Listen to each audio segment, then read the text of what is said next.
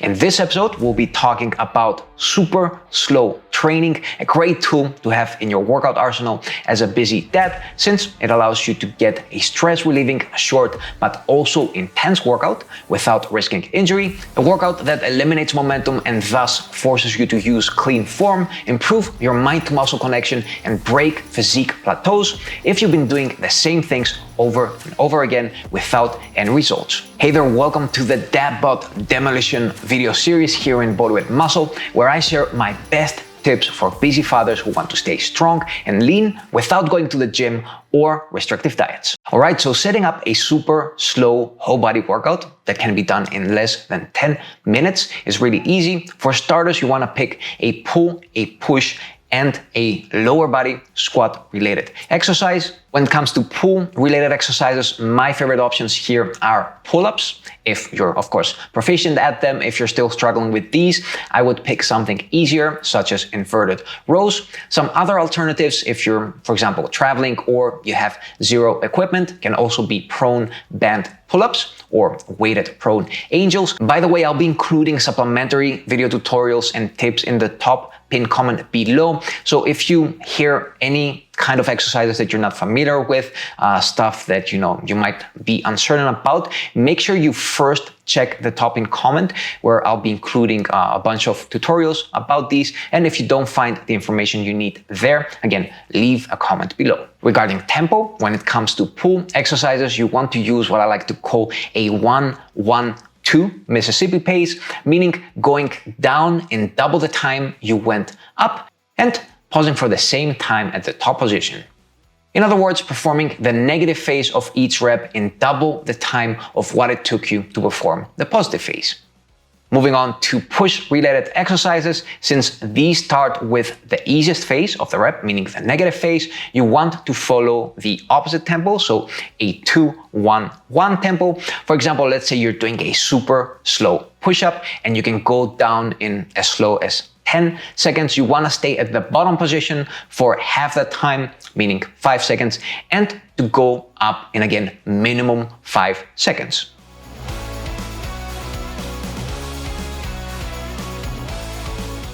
My favorite exercise here, if you're more of an advanced calisthenics trainee, would be the chest dip. If you're even more advanced, you can also do these on gymnastic rings. But if you're not there yet, you can never go wrong with a super slow push-up. Lastly, we finish off with a lower body exercise. Any super slow squat related movement pattern here will do.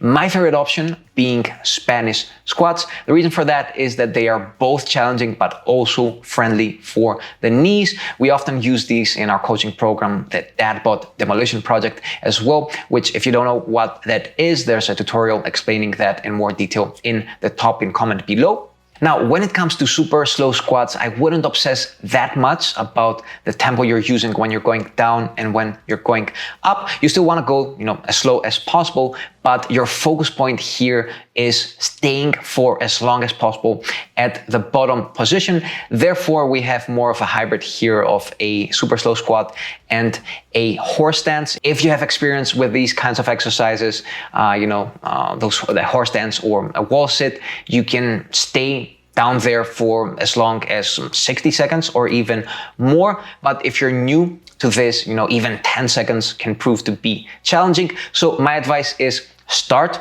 where you are, keep track of that bottom position. So, make sure you have a stopwatch and you're tracking how much time you can stay there and build it up through time.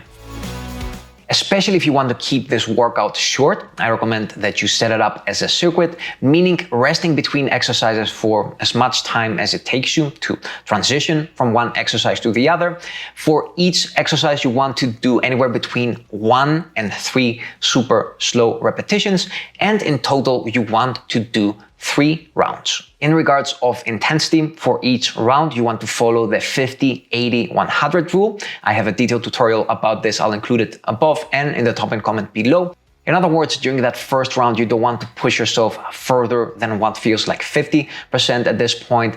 Use this round to adapt mostly to the super slow tempo to get used to it, but to also estimate how slow can you go during the next rounds. During round 2, you can kick it up a notch, but you also don't want to go till failure. You want to leave a little bit in the tank, as I like to say.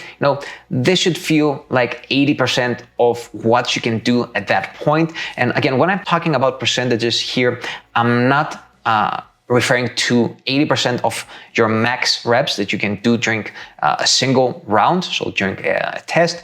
I'm referring to what feels like 80% at that point of your workout. Finally, round 3, this is where you want to go all in. Try to get your slowest reps possible. Focus on that mind-to-muscle connection, while at the same time focus on using perfect form and really drain every single last drop of energy out of your muscles with every single second that goes by. That was all for today. If you're interested in our coaching program, the Dad Bod Demolition Project, there's a link below where you can learn more about that. If you have any questions regarding today's video, first of all, check out that top-in comment where you can find a lot more information and helpful tutorials. But if I haven't covered your question there, make sure you leave it below. I always get back to every single one of you. And until next time, keep on training.